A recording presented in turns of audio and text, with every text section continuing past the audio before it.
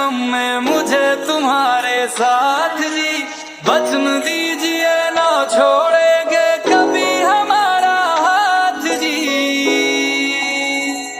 ओ Bholenath ji, ओ Shambhu